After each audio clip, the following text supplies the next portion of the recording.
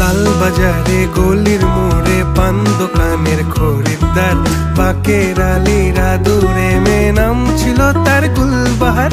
লাল বাজারে গলির মোড়ে পান দোকানের খরিদ্দার, বাকের আলীরা দূরে মেয়ে নাম ছিল তার গুলবাহার। নাম ছিল তার গুলবাহার, দেখতে ভারী চমৎকার, তুলনা যে হয় না তার হোসনে আরা গুলবাহার। বাকের আলীরা দূরে মেয়ে নাম ছিল তার গুলবাহার।